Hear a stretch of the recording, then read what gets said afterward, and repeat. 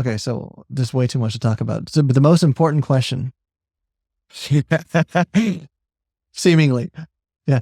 Someone was actually asking, like, is it really just about the Rumba Walk? Can you predict what organization people are in if you just ask them about the Rumba Walk? Is it that predictive that it's not really WDO or WDC or WDSF? It's how much turnout do you do? That predicts what organization you're in. Anyway, yeah, please. I was talking to a fan of yours who was like, look at how natural her pendulum, I hope I use the words right. Her pendulum action is so natural and full, and that's because the feet are like this.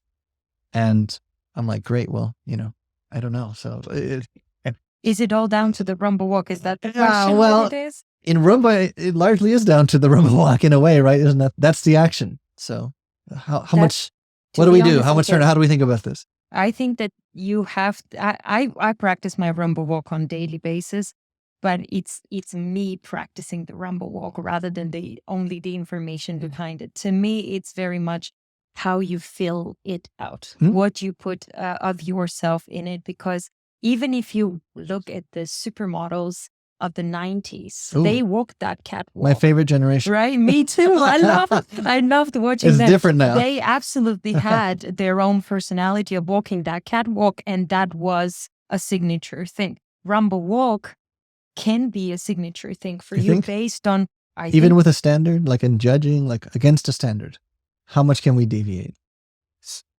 No, but okay. We have judged very, very little. Yes. Let's say, for instance, I don't think I would judge a couple or any dance on the method that they choose to execute the Rumba Walk.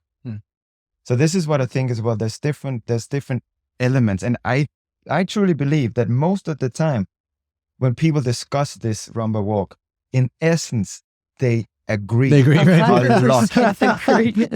And there's a little bit there's a tendency to, but my way, that this is the secret ingredient that I choose, and that's why it's the best. Yes. What animal do you like? Exactly. I like swans. I like cheetahs. Exactly. And this is where I think it comes in as well to a certain degree. It's like, okay, there's a functional, technical aspect of it. Do you understand the functionality of how does a Rumba Walk go from A, B, C, D? What is the element, non-attached, non-creative, non-functionality? Sure.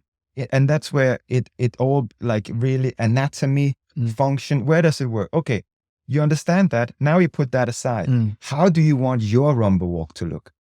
How do you want, what is important to you?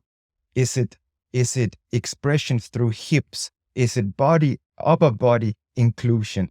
Is it speed? Is it fullness? Because technique changes accordingly to intention. Yes. We believe very much. Now, how much can you deviate from that function? How much till the Rumba Walk is no longer a Rumba Walk? Yes. Exactly. Right? Yeah. But this is the thing. Then we're talking about creativity or artistic and so on. And now when you judge, can you say, okay, I think that's the perfect Rumba Walk, but I find it slightly boring. Or, wow, this was exciting and I really felt it, but technically I'm not sure. So then which way do you lean? It would, but that's where I think the degree of it is very, like, again, if whatever he or she does in the Rumba Walk are able to produce a clear message that looks like it's very intentional with harmony, then I can buy anything. Is there an amount you think you could never buy? Well, again, this never, obviously. This is a no. We're all fighting for this. Yes, it's very important. But then again, now for something in this world. Yes. Then you're just talking about the turnout, and again, it's what that turnout reflects in your body. Yes. All right. Is it like, does it make your pelvic go back because now you can't drive your weight through the foot? Okay. Does it make you slightly out of balance? But it's all right. As I said, whenever I teach, and I'm sure Ina does as well, whenever we teach, we offer our experience, our knowledge, and so on. We say, this is how we understand it. Okay. If the student now starts suddenly completely different, I'm like, wow, I haven't seen that before. I like that. Keep doing that, and then we see you next week. So maybe in 10 years, after you've won all the world championships, all 18 of the world championships that will exist 10 years from now, and you've been judging, we'll have a conversation again and see if that, from that side of the clipboard, you change your opinion at all. But just to add to that, I think the fundamentals on understanding all those, the actual principles of why, this is the question, why? What would change if you turn the foot out? Yeah. Understand that rather than should it be straight, should it be out? What actually changes? What How will does it unlock in myself when I do that? That seems like a great way. Yeah. That I think is the, instead of saying, well, does he think that? Should I think what is right, what is And wrong? how long, because most people, they go to their bronze, their silver, their gold. They have a lot of time kind of more in that side where it's the technical side, because you don't want to come out and just be, I'm expressing myself. Oh, but this is the thing. Yes, you have to go through the stage of learning and that. For most dancers, until they hit, sort of champ level or S class or whatever you want to call it, like you would lean into more studying that side of the Rumba Walk on the technical side. Yeah, I would, but still with your self-expression, and it needs to breathe. It needs to have a flow. Just to go out there and do it the correct way. I mean, in the end of the day, as we can see, the correct way is correct to someone and not to someone else.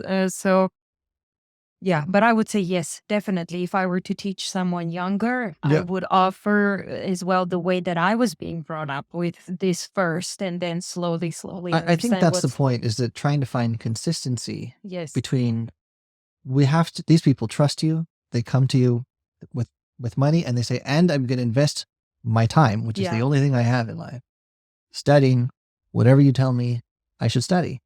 And then you're hoping that they'll be marked somewhat around that, instead of feeling like they've living a lie this whole time and it's one way, but actually they find out it was something else, right? So consistency there would be nice, so that, you feel like you're rewarded for your work. I mean, that's what you want in a competition.